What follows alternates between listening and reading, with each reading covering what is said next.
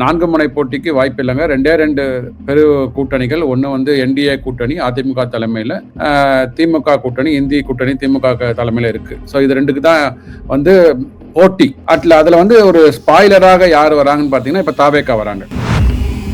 விசிகா அவர்கள் வாங்கியதே 8 சீட்டு. அந்த 8 சீட்ல எத்தனை சீட்டு வின் பண்ண போறாங்கன்னு தெரியல. ஒரு சீட்டோ 2 சீட்டோ தான் வின் பண்ணுவாங்க. அந்த 2 சீட்டை வச்சுலாம் மிரட்ட முடியுமா தெரியல. விஜய் வந்து யார் பக்கம் வந்து ஒரு சப்போர்ட்டை கொடுப்பதற்கு வாய்ப்புகள் இருக்கு அப்படின்னா, அவர் பேசி வந்த பரப்புரைகள்ல பாத்தீங்கன்னா எந்த ஒரு கூட்டணியை வந்து அதிகப்படியாக விமர்சிக்கிறார் பாத்தீங்கன்னா திமுக கூட்டணி தான். இன்னைக்கு வந்து உங்களோட கொள்கை தலைவரின் வழிகாட்டுதலின்படி அவர் எழுதிய அந்த வாக்கியத்தின்படி நீங்க காட்டு மிராண்டின்னு ஒத்துருக்கீங்க. ஸோ இதை வந்து பொது வழியில அடுத்த அரசியல் கட்சி திமுக கட்சி கூட்டணியில பேசும்போது இதை வந்து அவங்க பொது வழியில சொல்லணும். இது மிக முக்கியமாக துணை முதலமைச்சர் சனாதனம், டெங்கு, மலேரியா, கொசுவை போல ஒழிப்போன்னு சொன்னாங்க பாத்தீங்களா, அவர் தன் வாயிலே வந்துடுது.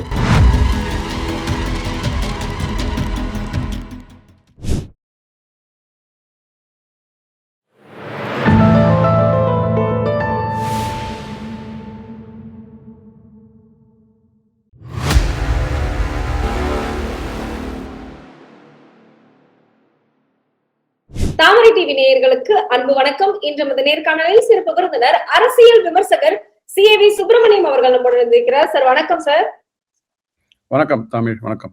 4ஆம் தேதி பொட்டியை திறந்தா மட்டும்தான் யாரு ஜெயிக்க போறாங்க, யாரு களத்துல இருக்க போறாங்க அப்படிங்கறத வந்து தெரியும் அப்படிங்கிற ஒரு சூழ்நிலை இன்னைக்கு உருவாகி இருக்கிறதுக்கு காரணம் என்ன அப்படின்னா, இந்த தேர்தலுக்கு பிந்தைய கருத்து கணிப்பு அப்படிங்கிறது எல்லாமே ஒரு குழப்பத்தின் தமிழகம் சூழ்கிறது அப்படிங்கிற மட்டுமே வந்து குறிப்பிட்டதாக வந்து எல்லா அரசியல் விமர்சகர்களும் சொல்றாங்க.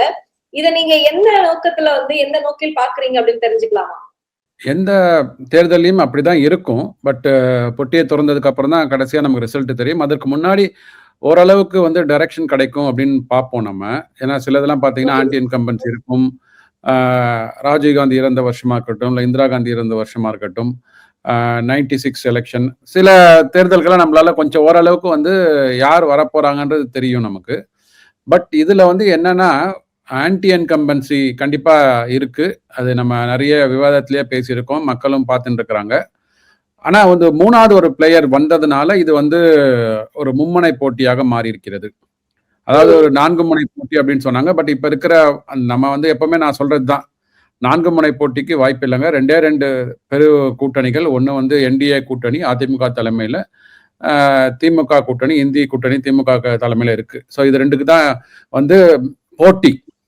அதுல வந்து ஒரு ஸ்பாய்லராக யார் வராங்கன்னு பாத்தீங்கன்னா இப்ப தாவேகா வராங்க. ஏன்னா வந்து எக்ஸப்ட் ஒரு கருத்து கணிப்பை தாண்டி மற்ற எல்லா கருத்து கணிப்புலையும் பாத்தீங்கன்னா அவர்களுக்கு வந்து ஒரு 6லேருந்து 8 சீட்டு கொடுக்குறாங்க வச்சுக்கோங்களேன். சில கருத்து கணிப்பு டபுள் டிஜிட்ல போறாங்க. ஸோ இந்த மும்முனை போட்டி இருக்கும்போது எப்படி அவர் ஸ்பாயில் பண்ண போறாங்க, அதுதான் வந்து இப்போ வந்து திக் நிமிடங்களாக இருக்கிறது. இன்னும் ஒரு 2 நாட்கள்ல வந்து நமக்கு தெரிய போறது. ஸோ அதுல வந்து ஆன்டி இன்கம்பன்சி யார் அறுவடை செய்ய போகிறார்கள், மிக முக்கியமாக அதிமுக கூட்டணி அறுவடை செய்வாங்க. ஏன்னா ஏற்கனவே அவர்கள் ஆண்டவர்கள், அவங்களோட பர்ஃபார்மன்ஸ் தெரியும். ஸோ அவங்க வந்து ஆன்டி இன்கம்பன்சி அவங்களுக்கு வந்து மேஜராக அவர்களுக்கு போகும்.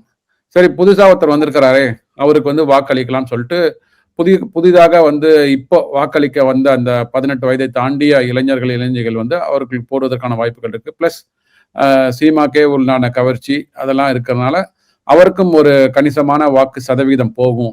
ஸோ அதனால பாத்தீங்கன்னா இது வந்து நீங்க சொல்ற மாதிரி மே 4ஆம் தேதி பொட்டியை திறந்தோன்னு தான் கணக்கு தெரியும் யார் இந்த நாட்டை வந்து ஆளப்போகிறார்கள் என்று. திமுக திரும்பவும் ஆட்சி அமைக்குமா, இல்ல அதிமுக அரியணையில ஏறிடுமா, இல்ல கூட்டணி ஆட்சி அமையுமா அப்படிங்கிற ஒரு சந்தேகத்திலேயே. ஏன்னா இதுல எந்த கருத்துகளுமே 12 நிறுவனங்கள் கொடுத்திருக்கு. ஆனா அந்த 12 நிறுவனங்கள் கொடுத்த கருத்து கணிப்புல ஒண்ணுல கூட இவங்கதான் ஆட்சி அமைப்பாங்க, இல்ல கண்டிப்பா வந்து கொஞ்சமாவது வித்தியாசங்கள் இருக்கும் அப்படின்னு பார்த்தா எதுலயுமே அப்படி ஒரு பெரிய வித்தியாசம் தெரியவே இல்லையே. இதுல வந்து இந்த எல்லா கருத்து கணிப்பிலையும் ஒரு அண்டர்லைங் காமனா ஒரு விஷயம் மட்டும் தெரியுதுங்க. இது வந்து கூட்டணி ஆட்சியை நோக்கி போகின்ற ஒரு தேர்தல். இந்த ரிசல்ட் கூட்டணி ஆட்சி தான். யாருக்கும் வந்து அறுதி பெரும்பான்மை, அதாவது இங்க இருக்கிற 2 பெரிய கட்சிகள் திமுகவா இருக்கட்டும் அதிமுகவா இருக்கட்டும், தனியாக அவர்களுக்கு 118 தாண்டி கிடைக்குமா அப்படின்னு பாத்தீங்கன்னா சந்தேகம். ஏன்னா யாருமே வந்து 180 கிடைக்கும் 200 கிடைக்கும்லாம் சொல்லல. Okay, 145 is a maximum, 150 is a maximum நம்பர்னு கொடுக்குறாங்க சில கருத்து கணிப்புல. ஓகே, 147 ஜேவிசி ஸ்ரீராம் வந்து அதிமுக கொடுத்திருக்கிறாரு வச்சுக்கோங்களேன். அது மாதிரி திமுகவுக்கும் சில கருத்து கணிப்புகள் 145 148 சொல்றாங்க. ஸோ உங்களுக்கு வந்து 148 வந்துட்டீங்க அப்படின்னா ரொம்ப டச் அண்ட் கோவா இருக்கும். ஒரு அறுதி பெரும்பான்மை கிடைக்குமா? 148 அவங்க சொல்லியிருக்காங்க. அது 148 கிடைக்குமா தெரியாது. 130 வந்து முடியலாம். ஸோ 125 135 முடியும் போது இந்த பெருங்கட்சிகள் அதிமுக அண்ட் திராவிட கழக கட்சிகள் இருக்கு பாத்தீங்களா, இவர்களுக்கு வந்து ஒரு 115 கீழே 110 கீழே வரும்போது கூட்டணி கட்சிகளை வந்து இவர்கள் சார்ந்து இருக்க வேண்டும், சப்போர்ட் எடுத்து ஆட்சியை வந்து அமைக்குவதற்கான. இப்ப நான் 2006 நினைக்கிறேன், அப்போ வந்து திமுக வந்து மைனாரிட்டி அரசாங்கம் தொடர்ந்தது இல்லையா, 96 சீட்டை வைத்துக் கொண்டு. ஸோ அந்த மாதிரியான ஒரு நிலைமை திருப்பி வரும். ஆனா அப்ப வந்து எல்லாரும் வந்து கொஞ்சம் வளர்ந்த பார்ட்டிகளாக இல்லை, அதாவது வளர்ந்த கட்சிகளாக இல்லை. இப்ப இன்னைக்கு இருக்கிற கட்சிகள்லாம் பாத்தீங்கன்னா அவர்களுக்கு விடுதலை சிறுத்தைகளே வந்து அங்க ஒரு உள்ளரங்கில் பேசும்போது ஆட்சியில பங்கு அதிகாரத்துல பங்குலாம் பேசியதை பார்த்திருக்கோம். திரும்பவே வந்து ஒரு பப்ளிக் மீட்டிங்ல பேசினாரு. அது அப்புறமா போன வருஷம் தான் நம்ம வலைதளத்திலாம் வந்ததை நம்ம பார்த்திருக்கோம். ஸோ அனைத்து கட்சிகளும் வந்து அவங்களோட பார்ட்டிசிபேட்டிங் ரைட்டை வந்து விட்டு கொடுப்பதற்கு தயாராக இருக்க மாட்டார்கள், இந்த மாதிரியான ஒரு அசம்பிளி வந்ததுன்னா. ஸோ அதுதான் வந்து அதை நோக்கி இது போற மாதிரி இருக்கு. ஸோ மைனாரிட்டி அரசாங்கத்தை நோக்கி போற மாதிரி இருக்கு. அது வந்து எந்த கட்சி வந்து எப்படி லீட் எடுக்க போறாங்கன்றத பார்க்கணும் நம்ம. இன்னொன்னு வந்து அந்த இப்ப இந்த மும்முனை போட்டியில ஏன் நமக்கு வந்து ஒரு இவங்க கொடுக்குற கருத்து கணிப்பு மேலாம் ஒரு கரெக்டா இது வந்து அந்த இதுல போகுமா அப்படின்றது தெரியும். ஏன் அப்படின்னா நமக்கு 2016 நினைக்கிறேன், அப்போ ஒரு மும்முனை போட்டி இருந்தது 2016 தமிழகத்துல. இப்ப அந்த மும்முனை போட்டியில திமுக கூட்டணி வின் பண்ணுன்னு சொன்னாங்க. ஆனா வந்து மாற்றாக அதிமுக தான் ஆட்சி அமைச்சாங்க 2016. உங்களுக்கு ஞாபகம் சரியாக்கணும், ஜெயலலிதா தலைமையிலான ஒரு இரண்டாவது முறையாக 2011 வந்தாங்க, திருப்பி 16 வந்தாங்க பாத்தீங்களா. அந்த 16 வந்து அந்த எக்ஸிட் போல்லாம் பாத்தீங்கன்னா திமுகவுக்கு சாதகமாக கொடுத்திருந்தாங்க. ஏன்னா அப்போ ஒரு மும்முனை போட்டி இருந்தது. அப்போ அதாவது திமுக அதிமுக மக்கள் நல கூட்டணிலாம் இருந்தாங்கன்னு நினைக்கிறேன் அப்போ.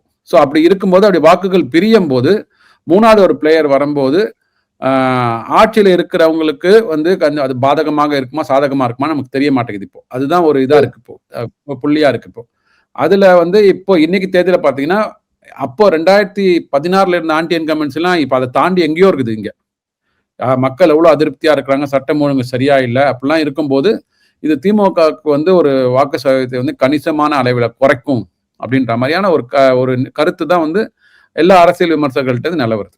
நிச்சயமா சார், நீங்க சொன்னது போலவே வந்து பாத்தீங்கன்னா பங்கு அதிகாரத்தில் பங்கு அப்படிங்கிற ஒரு விஷயத்த விஜய் அவர்கள் கட்சி ஆரம்பிச்ச உடனே இது ஒரு விஷயத்த சொல்லியிருந்தாரு.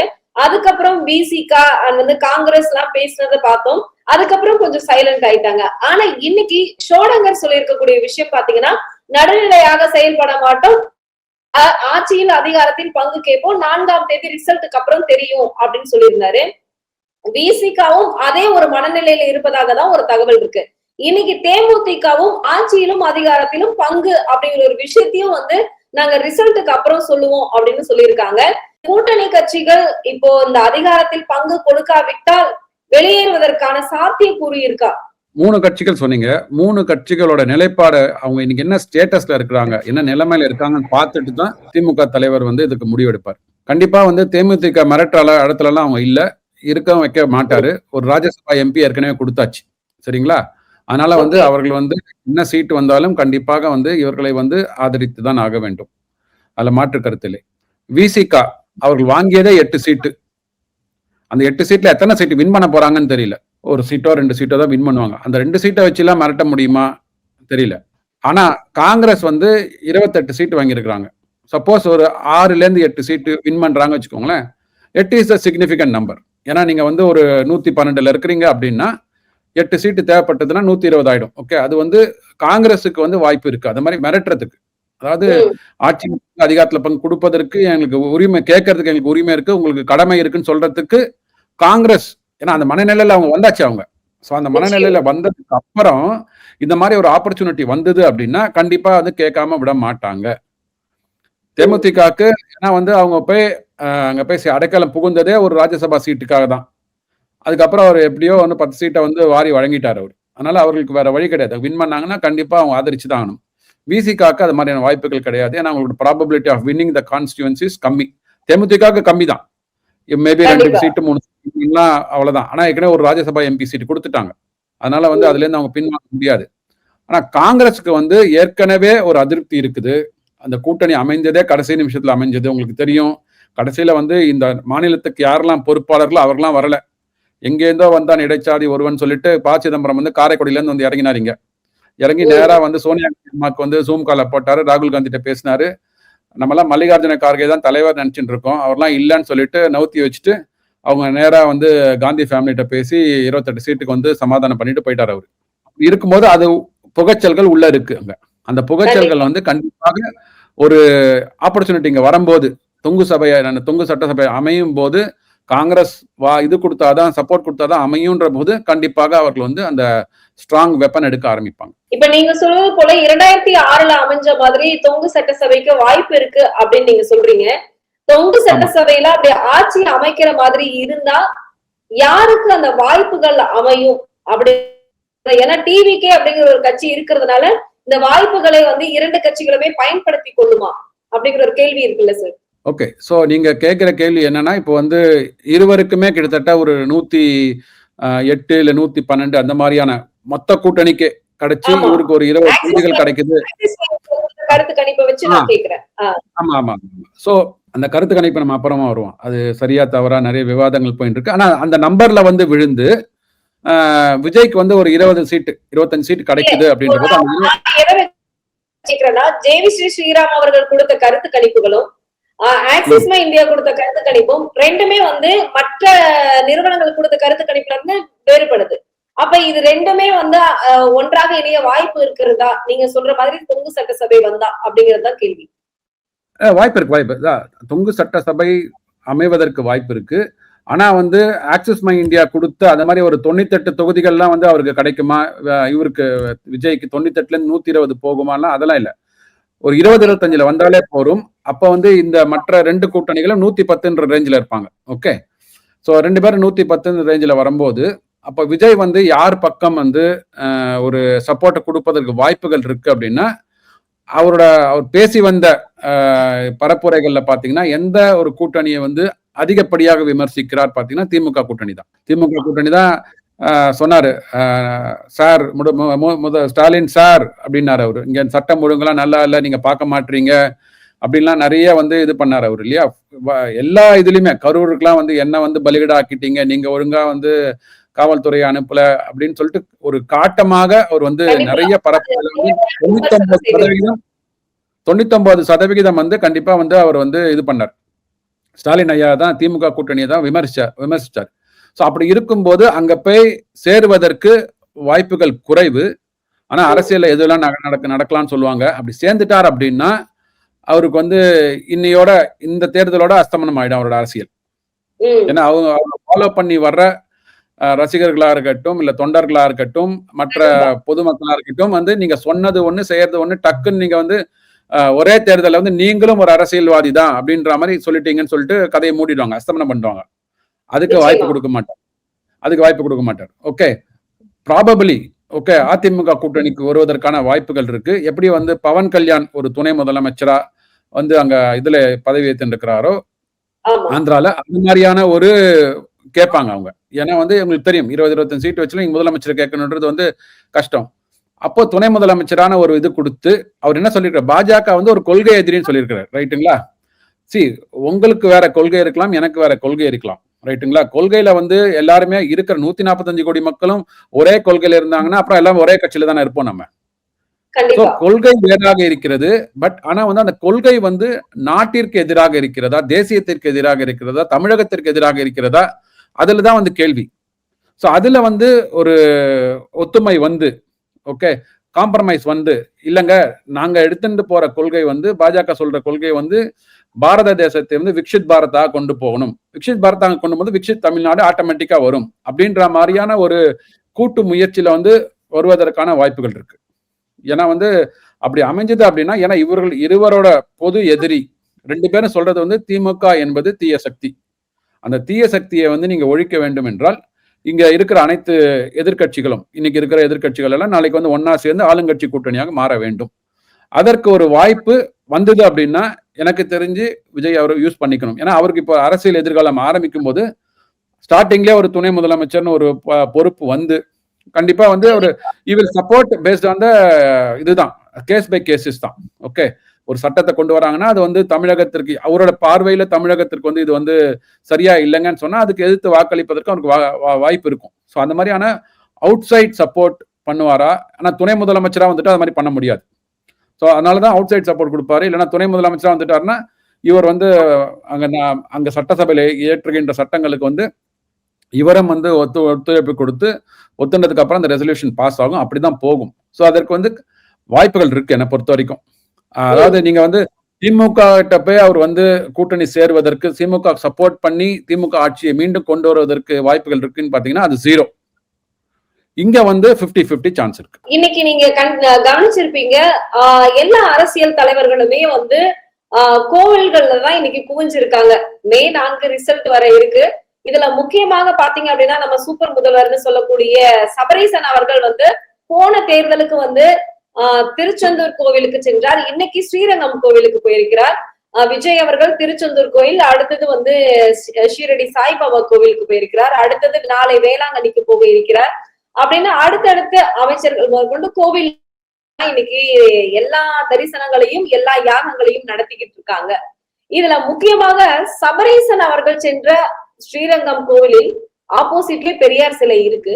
அந்த பெரியார் சிலையில முக்கியமா எழுதியிருக்கக்கூடிய வரிகள் என்ன அப்படின்னா, கடவுளை நம்புகிற முட்டாள் அப்படிங்கிற ஒரு சிலை அந்த கோவிலுக்கு முன்னாடியே வாசல்ல இருக்கு. ஆனா அப்படி இருந்தும் இவர் வந்து ஸ்ரீரங்கம் கோவில்ல போயிருக்கிறது தான் இன்னைக்கு பேசு பொருளாக இருக்கிறது. நான் மட்டும் தான் என்ன காட்டு மிராண்டின்னு நினைச்சிட்டு இருந்தேன். அந்த வாசகம் வந்து ஐ திங்க் கடவுளை நம்புவன் காட்டு மிராண்டின்னு எழுதியிருக்கும்னு நினைக்கிறேன். ஸோ நான் மட்டும் தான் காட்டு மிராண்டின்னு நினைச்சேன். ஆக்சுவலா இன்னைக்கு வந்து சபரேசனும் காட்டு மிராண்டின்னு அவர் ஒத்துன்னு இருக்கிறாரு. இன்னைக்கு இருக்கிற அனைத்து யாரெல்லாம் வந்து அந்த கோயில்களுக்கு அமைச்சர்கள் போறாங்களோ, அதாவது கடவுளை வழிபடுவர் நீங்க எங்க வேணா போங்க, அதாவது இயேசு கிறிஸ்து இருக்கிற ஆலயத்துக்கும் போங்க, அல்லாஹ் இருக்கிற ஆலயத்துக்கும் போங்க, சிவன் பார்வதி இருக்கிற ஆலயத்துக்கும் போங்க, யாரெல்லாம் வந்து கடவுளை நம்புகிறார்களோ அவரெல்லாம் காட்டு மிராண்டின்னாங்க. ஸோ இன்னைக்கு வந்து தமிழகத்துல காட்டு மிராண்டிகள் தான் நாங்க இருக்கோன்றத வந்து பொது வழியில மக்களுக்கு வந்து சொல்லி கொடுத்துருக்காங்க. அது வந்து இன்னைக்கு ஈவேராவை வந்து கொள்கை தலைவராக வைத்துக் கொண்டிருக்கிற அனைத்து கட்சிகளும் வந்து இதை வந்து உள்நோக்கி கண்டிப்பாக வந்து ஒரு என்ன சொல்றது ஒரு வாக்கு வங்கிக்காக மட்டுமே அவர் புகைப்படத்தை வைத்து அரசியல் பண்ணி கொண்டிருக்கிறார்கள். உள்ள மனதுல வந்து கண்டிப்பாக அந்த கொள்கைக்கும் நம்முடைய கொள்கைக்கும் முரண் இருக்கிறது. அந்த முரண் வந்து வெளியில வருகிறது. முரண் எப்ப வெளியில வரும்? உங்களுக்கு தோல்வி பயம் இருக்கும்போது வெளில வரும். கண்டிப்பா எனக்கு தோல்வி பயம் கிடையாது. ஏன்னா நான் அரசியல் நிக்கல. எனக்கு வந்து எங்க அம்மா அப்பா சொல்லி கொடுத்தது அன்னை காலத்துல இருந்து நான் வந்து இதுல ஆன்மீகத்துல இருக்கிறோம், கடவுள் நான் வழிபாடு பண்ணிட்டு இருக்கிறோம். அதனால நான் காட்டு மிராண்டின்னு சொன்னாலும் நாங்க ஒத்துக்கிறோம். எனக்கு ஒன்றும் பிரச்சனை கிடையாது. எனக்கு நீங்க சொன்னதுனால நான் காட்டு மிராண்டி ஆயிட போறது இல்லை, நீங்க சொல்லாததுனால தெய்வம் ஆயிட போறது இல்லை. நான் மனிதன், ரைட்டுங்களா? இன்னைக்கு வந்து உங்களோட கொள்கை தலைவரின் வழிகாட்டுதலின்படி அவர் எழுதிய அந்த வாக்கியத்தின்படி நீங்க காட்டு மிராண்டின்னு ஒத்துன்னு இருக்கிறீங்க. ஸோ இதை வந்து பொது வழியில அடுத்த அரசியல் கட்சி திமுக கட்சி கூட்டணியில பேசும்போது இதை வந்து அவங்க பொது வழியில சொல்லணும்.